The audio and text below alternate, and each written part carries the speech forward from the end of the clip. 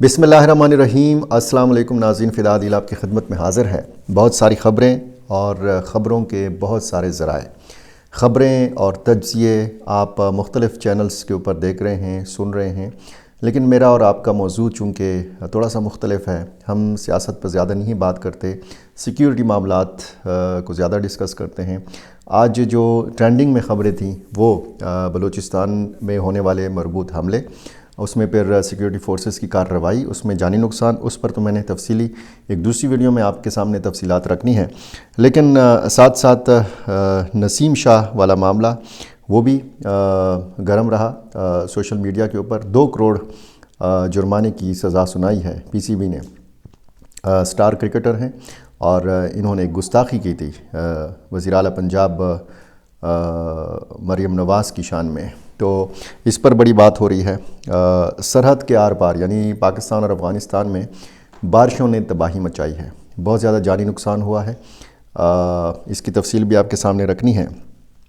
और तोरखम बॉर्डर के ऊपर पाकिस्तान और अफ़गानिस्तान के सरहदी हुक्काम की इब्तिदाई बातचीत इनकी हुई है। आप कह सकते हैं कि इनकी इब्तिदाई इनके मुज़ाकरात हुए हैं। ये इब्तिदाई जो बातचीत हुई है या जो मुलाकात हुई है, ये सीज़ फायर के बाद या ईद उल फितर के बाद या जब से पाकिस्तान और अफ़गानिस्तान की लड़ाई शुरू हुई है, इस नौइयत की ये बहुत बड़ी डेवलपमेंट इसको करार दिया जा रहा है। क्यों? क्योंकि अगर सरहद बंद है, तिजारत बंद है, तो फिर लोग चाहते हैं कि कोई बातचीत का सिलसिला हो, मुलाकातों का सिलसिला हो, ताकि कोई रास्ता निकाला जा सके उन अफ़गान मुहाजिरीन के लिए जो वापस जाना चाहते हैं। ये मामला भी आपके सामने रखना है। सबसे पहले उस सरकारी स्कूल के हवाले से बात कर लेते हैं कि जिसकी वीडियो बड़ी सोशल मीडिया पर वायरल रही। एक बड़ा सरकारी स्कूल जो गालिबन हाई स्कूल है या हायर सेकेंडरी स्कूल है, बड़ा खैबर का, और खैबर ज़िला वो ज़िला है जिससे ताल्लुक़ है वज़ीर आला खैबर पख्तूनख्वा सुहेल आफरीदी का, और बिल्कुल पेशावर के साथ ये मुत्तसिल है। और जब इससे पहले वीडियोज़ आती थी कि मिलिटेंट्स बाकायदा नाका लगाते थे सड़कों के ऊपर, जनूबी अज़ला से तो आती थी ये वीडियो, लकी मरवत से, टांग से, डेर इस्माइल ख़ान से या बन्नू की साइड से। तो जब ये खैबर से ये वीडियोज़ आना शुरू हुई तो फिर लोगों ने ये कहना शुरू किया कि जी मिलिटेंट्स पेशावर के बहुत करीब पहुंच चुके हैं। हालांकि पेशावर के अंदर भी मिलिटेंट्स की मौजूदगी है। पेशावर के गिरदो नवाह के इलाकों में आप देखें तो यहाँ पे मिलिटेंट्स ने अपनी मौजूदगी दिखाई है। और सिर्फ कालादम TTP ने नहीं, मुख्तलिफ़ दीगर तंजीमों ने, लश्कर इस्लाम ने और गुल बहादुर ग्रुप ने और फिर खसूसन दाइश खुरासान ने अपनी मौजूदगी बताई है। रिसेंटली कुछ दिन पहले भी कुछ जो वीडियोस थी ये ऐसी आई, खसूसन खैबर ज़िले से, कि वहाँ पे मिलिटेंट्स आए, उन्होंने बाकायदा कुछ मखसूस मकामात पर वीडियोस बनाई, असलहा लेकर, रॉकेट लांचर जो है ये लेकर, ये लहराकर, और फिर ये गाड़ियों में सवार हुए और वहाँ से चलते बने। और उसके एक वीडियो ऐसी भी आई कि उसके बाद फिर उसी इलाके में, उसी जगह पे, उसी मकाम पे हमने पुलिस एहलकारों को देखा। और फिर ज़ाहिर है कि उस वीडियो का मकसद ये था कि ये बताया जाए कि मिलिटेंट्स का यहाँ पे कब्ज़ा नहीं है। ये आते हैं, ये चंद मिनट की वीडियो बनाते हैं और ये तासुर देते हैं कि जी यहाँ पे हम मौजूद हैं या इस इलाके में हमारा कंट्रोल है। तो इस किस्म की वीडियोज़ अगर जनूबी अज़ला से आती रही हैं कि वहाँ पे ये बाकायदा नाका लगाते हैं, तलाशी लेते हैं और सरकारी जो शनाख्ती कार्ड्स हैं ये चेक करते हैं, कौन सरकारी मुलाजिम है, कौन फोर्सेस के साथ काम करता है, ये चेक करना, और फिर लोगों को उठा लेना, अगवा कर लेना, ये वारदातें वहाँ पे हुई हैं। और इसका मकसद ज़ाहिर है कि यही है कि जो है वो अपनी अमलदारी साबित की जा सके, अपनी रिट साबित की जा सके, अपनी जो एक दहशत है ये इस इलाके में फैलाई जा सके। अब ये जो एक वीडियो थी, इसमें इस वीडियो के ज़रिए ज़ाहिर है कि एक पैनिक इसलिए ज़्यादा फैला कि ये स्कूल की वीडियो थी। स्कूल की वीडियो पे बाकायदा ये जहाँ पे पाकिस्तान का कौमी परचम लहराया जाता है, उस जगह पे इन्होंने ये मिलिटेंट्स ने अपनी तंजीम का झंडा वहाँ पे लहराया और उसको बुलंद किया। और वहाँ पे इन्होंने बातें की, बताया, कमेंट्री की कि जी पाकिस्तान में बहुत जल्द हमारा जो है ये कंट्रोल होने वाला है। اب پوری جو اسکول کی بلڈنگ ہے وہ بھی اس ویڈیو میں دکھائی جاتی ہے، ملیٹنٹس بھی اپنی موجودگی بتاتے ہیں، اور اسکول کی اتنی بڑی بلڈنگ ہے کہ اس لیے میں نے کہا کہ یا تو یہ ہائی اسکول ہے یا پھر یہ جناب ہائر سیکنڈری اسکول ہے۔ تو یہ خواجہ میر علاقہ ہے باڑہ کا، اور یہاں پر پھر بتایا گیا کہ اس ویڈیو کے بعد ایک کارروائی ہوئی یا کوارڈ کاپٹر حملہ کیا گیا جس میں انہی ملیٹنٹس کو مار دیا گیا ہے۔ میں نے کم از کم 5 یا 6 افراد کی لاشیں دیکھی، اور کچھ بتایا گیا ہے کچھ ذرائع سے کہ ٹوٹل جو اس میں ملیٹنٹس مارے گئے ہیں اس کارروائی میں یہ 10 مارے گئے ہیں، اور یہ بھی بتایا گیا ہے کہ یہ وہی ملیٹنٹس مارے گئے ہیں جو اس طرح سڑکوں پہ نکل کے ویڈیوز بناتے تھے یا جو اس اسکول میں آئے تھے اور یہاں پر انہوں نے یہ ویڈیو بنائی تھی۔ تو اسکول ظاہر ہے کہ بچوں کا اسکول، یہاں پہ بچے تعلیم حاصل کرنے کے لیے آتے ہیں، اور اگر اسکولوں کی یہ صورتحال ہو گئی ہے، اگر یہ اس لیے بھی علامتی طور پر آپ کہہ سکتے ہیں کہ اس کی ایک اہمیت ہوتی ہے کہ اسکول سرکاری عمارت ہوتی ہے، اور سرکاری عمارت پر آپ جا کے اپنی تنظیم کا جب جھنڈا لگاتے ہیں تو پھر ظاہر ہے کہ سوال اٹھتے ہیں کہ کیسے یہ پہنچے ملیٹنٹس اس علاقے تک، اور اس اسکول کے اندر کیسے پہنچے، اور پھر انہوں نے جھنڈا کیسے لگایا۔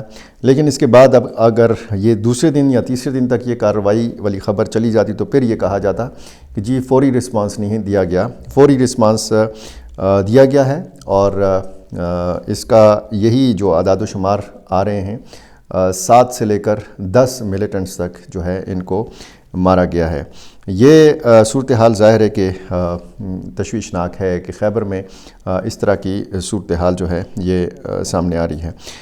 تورخم سرحد پر ایک عجیب و غریب قسم کی صورتحال ہے۔ جب بھی کوئی واقعہ ہوتا ہے تو پھر ہم دیکھتے ہیں کہ سرحد کو بند کر دیا جاتا ہے۔ پچھلے دنوں سرحد کو 1 دن کے لیے کھولا گیا تھا۔ سیز فائر کے بعد ہم نے یہ دیکھا کہ جب سے یہ سرحد بند ہے تو اس کو 1 دن کے لیے کھولا گیا، اور مقصد یہ تھا عید کے بعد اس کو کھولنے کا کہ جو افغان مہاجرین رمضان المبارک گزار کے، عید الفطر گزار کے واپس جانا چاہتے ہیں یہ واپس جا سکیں۔ اور پھر اگلے دن ایک خبر آتی ہے کہ افغان سائڈ سے فائرنگ ہوتی ہے ایک چوکی سے، سرحدی چوکی سے، اور پاکستانی ایف سی کا ایک نائب صوبیدار اس میں زخمی ہو جاتا ہے، اور پھر اس کے بعد سرحد کو بند کر دیا جاتا ہے۔ اب 30 مارچ کی یہ خبر بتائی گئی ہے کہ لنڈی کوتل میں، خیبر کا ہی علاقہ ہے، لنڈی کوتل سے آگے پھر تورخم کا مقام شروع ہوتا ہے، یہاں زیرو لائن پر یعنی تورخم میں زیرو لائن پر پاکستان اور افغانستان کے سرحدی حکام کے درمیان ایک اہم فلیگ میٹنگ ہوئی۔ اس اجلاس کے دوران پاکستانی حکام نے افغان فریق پر زور دیا کہ شنکنڈو سے داؤد پوسٹ تک پورے علاقے کی مکمل ذمہ داری سنبھالی جائے، اور اس بات کو یقینی بنایا جائے کہ سرحدی علاقے میں کسی بھی قسم کی کشیدگی دوبارہ پیدا نہ ہو۔ اس کے ساتھ یہ بھی واضح کیا گیا کہ دونوں ممالک کے درمیان حالات مکمل طور پر معمول پر آنے تک کسی بھی نئی تعمیر یا تنصیب سے گریز کیا جائے، کیونکہ یہ بھی وجہ تنازع ہم نے اس کو دیکھا ہے کہ جب بھی کوئی نئی تعمیر ہوتی ہے، کوئی چیک پوسٹ قائم کی جاتی ہے تو پھر دونوں ملکوں کی جو سرحدی فورسز ہیں یہ آپس میں لڑ پڑتی ہیں۔ تورخم سرحد بند ہو جایا کرتا تھا ان وجوہات کی بنا پر۔ پاکستانی حکام نے جنگ بندی کو ہر صورت برقرار رکھنے پر زور دیتے ہوئے خبردار کیا کہ کسی بھی خلاف ورزی کی صورت میں تورخم بارڈر دوبارہ بند کیا جا سکتا ہے۔ زیرو لائن کے قریب دونوں اطراف اسلحہ کی نمائش، نقل و حرکت اور غیر ضروری موجودگی پر مکمل پابندی عائد کرنے پر بھی زور دیا گیا۔ اچھا، اس حوالے سے مختلف تجاویز پر تبادلہ خیال کیا گیا۔ مسافر ٹرمینل کو پہنچنے والے نقصان کے باعث عارضی طور پر پیدل آمد و رفت زیرو لائن کے ذریعے ممکن بنانے کی تجویز دی گئی، جبکہ بارڈر کے اوقات کار صبح 8 بجے سے رات 8 بجے تک مقرر کرنے پر بھی غور کیا گیا۔ اگلی میٹنگ اگلے دن ہوگی، یعنی 31 مارچ کو ہوگی۔ آج کی جو تاریخ ہے وہ آپ کو پتہ ہے 30 مارچ ہے، پیر کا دن تھا، اور دوسرے دن بھی یہ میٹنگ ہوگی۔ یہ اچھی بات ہے، اچھی پیش رفت ہے، اور ظاہر ہے کہ میٹنگ کا مقصد، اجلاس کا مقصد یہی ہے کہ تجاویز پر بات کی جائے، اور جب فیصلہ ہو تو اس کو پھر اس پر عمل درآمد کو یقینی بنایا جائے۔ اس سے یہ امکان پیدا ہو گیا ہے کہ ایک بار پھر عارضی طور پر ہی صحیح تورخم سرحد کو کھولا جا سکتا ہے۔ بیچ میں اگر کہیں سے شرارت ہوئی تو اس سرحد کو دوبارہ سے بند بھی کیا جا سکتا ہے، یہ بھی بتایا گیا ہے پاکستانی حکام کی جانب سے۔ یہ ظاہر ہے کہ لوگوں کی نظریں ہیں تورخم سرحد کے اوپر، چاہے وہ افغانستان کے اندر لوگ ہوں، پاکستان کے اندر لوگ ہوں، یا پاکستان کے اندر موجود لاکھوں افغان مہاجرین ہوں، کیونکہ ان کی وطن واپسی کا سب سے بڑا جو راستہ ہے وہ تورخم ہی ہے، دوسرا چمن ہے۔ تورخم ہی کے ذریعے بہت سارے لوگ جو ہیں یہ آمد و رفت کرتے رہے ہیں، اور اس پر بھی اب نظریں ہیں۔ کوئی سینکڑوں خاندان جو ہیں اب بھی بتایا گیا ہے کہ یہ موجود ہیں لنڈی کوتل میں، جمرود میں، خیبر کے مختلف دیگر علاقوں میں، اور یہ انتظار کر رہے ہیں کہ کب سرحد کھلے اور یہ اپنے وطن واپس جا سکیں۔ اسلام آفریدی ایک سماجی کارکن ہیں خیبر کے، اور یہاں پہ جمرود میں وہ خاصے سرگرم رہتے ہیں۔ متاثرین تیرہ ہوں یا پھر افغان مہاجرین ہوں، ان کو ہمیشہ مدد کرتے ہوئے دیکھا گیا ہے۔ انہوں نے ایک ایکس کے اوپر لکھا ہے، اور اس کا وہ پشتو میں انہوں نے لکھا ہے، اور کسی نے اس پوسٹ کا اردو میں ترجمہ کیا ہے۔ یہ میرے الفاظ نہیں ہیں، لیکن میں آپ کو پڑھ کے سنا دیتا ہوں تاکہ آپ کو اس ساری صورتحال کا تھوڑا سا اندازہ ہو سکے۔ حکومت پاکستان اور افغانستان سے دل کی گہرائیوں سے اپیل ہے کہ کم از کم چند دنوں کے لیے ہی صحیح سرحدی دروازہ کھول دیا جائے۔ اس سخت سردی، بارش اور مجبوری نے لوگوں کو بے بس کر دیا ہے۔ گزشتہ رات جو گزری، خدا کی قسم باضمیر انسانوں کے دل ایسے حالات دیکھ کر ٹوٹ جاتے ہیں۔ آخر قیامت کا دن بھی آئے گا اور ہر ایک کو جواب دینا ہوگا۔ ان معصوم بچوں کی ننھی ننھی آوازیں جو سردی سے کانپتے ہوئے مدد کے لیے پکار رہی ہیں، اگر کوئی سن لے تو یقیناً اس کی نیند اڑ جائے۔ انصاف کی اشد ضرورت ہے۔ جو خیمے ہم نے لگائے تھے وہ بھی بارش کے پانی سے بھر گئے ہیں، اور پوری رات ہم نے شدید سردی میں گزاری ہے۔ پاکستان اور افغانستان کے نام نہاد جو حکمران ہیں، یہ لکھا ہوا ہے کہ جی ان کی انا کے بیچ میں جو لوگ پس رہے ہیں، ان پر اگر مسلمانی کی بنیاد پر نہیں تو کم از کم انسانیت کی خاطر رحم کیا جائے۔ ایک طرف افغان مہاجرین کو گھروں سے زبردستی نکالا گیا، جسے میڈیا اور سرکاری سطح پر عزت کے ساتھ واپسی کا نام دیا گیا۔ اب وہ مہینوں سے سرد راتوں اور تیز بارشوں میں دن رات ٹرکوں اور راستوں میں پھنسے ہوئے بارڈر کھلنے کا انتظار کر رہے ہیں۔ خدا را انسانیت کے نام پر بارڈر کھول کر انہیں اپنے ملک واپس جانے دیا جائے۔ اس کے بعد چاہے بارڈر پر دیوار چین بنا کر اسے ہمیشہ کے لیے بند کر دیا جائے، یا ایک دوسرے کے ساتھ لڑنا ہو تو لڑ لیا جائے، لیکن ان لاکھوں انسانوں کو جن کا آپ کی سیاست یا لڑائی سے کوئی تعلق نہیں، اس اذیت سے نکال کر ایک طرف کر دیا جائے۔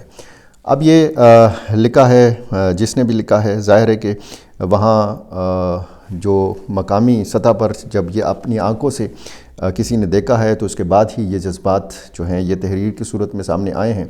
اب ظاہر ہے کہ ہم بڑے شہروں میں بیٹھ کر یہ اندازہ نہیں لگا سکتے کہ ان لوگوں پہ کیا گزر رہی ہے جو اپنا سامان لاد کے ٹرکوں میں بیٹھے ہوئے ہیں، دن رات وہاں پہ گزارتے ہیں۔ بچے ہیں، خواتین ہیں، معذور ہیں، بیمار ہیں، بوڑھے ہیں، تو جن پہ یہ گزرتی ہے، جن انسانوں پہ یہ گزرتی ہے، تو ظاہر ہے کہ اس تکلیف کا اندازہ زیادہ تر وہی لگا سکتے ہیں، اچھے طریقے سے وہی لگا سکتے ہیں۔ سرحد کے آر پار بارشوں نے تباہی مچائی ہے۔ افغانستان کے مختلف علاقوں میں شدید بارشوں کے باعث سیلاب اور مٹی کے تودے گرنے کے واقعات میں 28 افراد جاں بحق ہوئے ہیں، 49 زخمی ہو گئے ہیں، 100 سے زیادہ مکانات جو ہیں ان کو نقصان پہنچا ہے، یہ تباہ ہوئے ہیں۔ اور اسی طرح جو پروونشل ڈیزاسٹر مینجمنٹ اتھارٹی ہے خیبر پختونخوا کی، اس کے اعداد و شمار یہ بتاتے ہیں کہ کوئی 17 افراد جاں بحق ہوئے ہیں، کوئی 50 کے لگ بھگ لوگ جو ہیں یہ زخمی ہوئے ہیں مختلف علاقوں میں، نوشہرہ، ٹانک، باجوڑ، کرک، شمالی جنوبی وزیرستان، بنو، اور اسی طرح ملک کے دیگر حصوں سے بھی اسی طرح کی اطلاعات آ رہی ہیں۔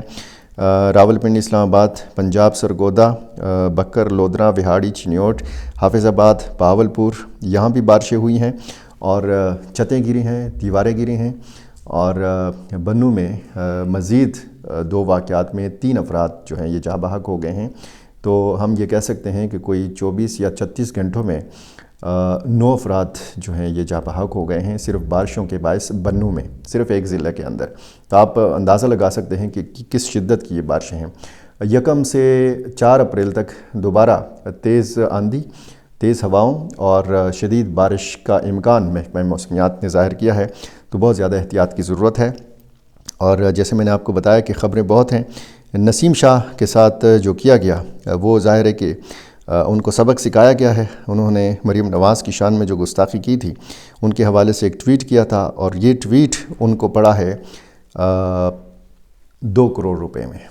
پی سی بی نے شوکاز نوٹس 27 مارچ کو جاری کیا تھا نسیم شاہ کو، اور 3 رکنی ڈسپلنری کمیٹی نے سماعت کی۔ نسیم شاہ کی غیر مشروط معافی کا بھی جو ہے یہ نوٹس لیا گیا، یعنی انہوں نے یہ جو بتایا گیا ہے فیصلے میں کہ سینٹرل کنٹریکٹ کی متعدد شقوں کی نسیم شاہ نے خلاف ورزی کی اور پھر غیر مشروط معافی بھی مانگی، اور یہ بھی بتایا گیا ہے خبروں میں کہ سوشل میڈیا گائیڈ لائنز کی خلاف ورزی بھی شامل ہے اس ساری صورتحال میں، اور نسیم شاہ کا جو سوشل میڈیا ایڈوائزر ہے اس کو برطرف کر دیا گیا ہے اور اس کو بلیک لسٹ بھی قرار دیا گیا ہے۔ یہاں سے پتہ چلتا ہے کہ یہ سوشل میڈیا ایڈوائزری کا کام تھا، نسیم شاہ نے بذات خود کوئی شاید ٹویٹ نہیں کیا تھا، ان کی غیر مشروط معافی بھی، لیکن ہم یہ دیکھ رہے ہیں کہ ایک مخصوص سیاسی جماعت کے جو لوگ ہیں وہ اس معاملے کو لے کر بہت زیادہ اس معاملے کو اتنا اچھال رہے ہیں کہ نسیم شاہ کا جو کیریئر ہے وہ خطرے میں پڑ گیا ہے۔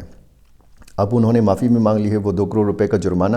اب میں ایک پی ٹی آئی کے ایک سابق رہنما جو بیرون ملک ہوتے ہیں ان کا میں دیکھ رہا تھا ٹویٹ کہ ان کے لیے چندہ مہم شروع کی جائے، جناب میں چندہ دینے کے لیے سب سے پہلے میں تیار ہوں، ہم ان کا جرمانہ بھر دیں گے۔ اور یہ ظاہر ہے کہ نسیم شاہ کا شاید کسی بھی سیاسی جماعت سے تعلق نہ ہو، لیکن جس طریقے سے غلطی ان سے ہوئی یا ان کے سوشل میڈیا ایڈوائزر سے ہوئی، جو بھی ہوا 2 کروڑ روپے کا جرمانہ ایک بہت بڑا جرمانہ بھی ہے، اور ساتھ ساتھ میں سوشل میڈیا پر یہ بھی بتایا جا رہا ہے کہ 8 ملزمان بری ہو گئے ہیں، کوئی 3 افراد قتل ہوئے تھے سندھ میں، یہ بھی ساتھ ساتھ، اور جو انصاف کے ایوان ہیں، جو عدالتیں ہیں، ان کا جو نظام انصاف ہے، اس حوالے سے بھی سوشل میڈیا پر بہت زیادہ باتیں ہو رہی ہیں۔ تو بہرحال سوشل میڈیا ہے اور اس پہ بہت طرح طرح کی چیزیں چلتی ہیں۔ کچھ جو اپڈیٹس تھیں، جو ٹرینڈنگ چیزیں تھیں، وہ میں نے آپ کے سامنے رکھیں۔ میں نے آپ کو شروع میں بتایا تھا کہ بلوچستان کی جو تفصیل ہے وہ میں نے آپ کو اگلی ویڈیو میں بتانے ہیں کہ وہاں پہ کس طریقے سے ایک بار پھر مربوط حملے کیے گئے اور سیکیورٹی فورسز نے کس قدر تیزی سے رسپانس دیا اور کتنا جانی نقصان وہاں پہ BLA کو پہنچایا گیا ہے۔ میری اگلی ویڈیو کا انتظار کیجئے۔ میرا چینل آپ نے ابھی تک سبسکرائب نہیں کیا، یہ کر لیجئے اور مجھے اپنی رائے سے ضرور نوازا کیجئے۔ بہت شکریہ۔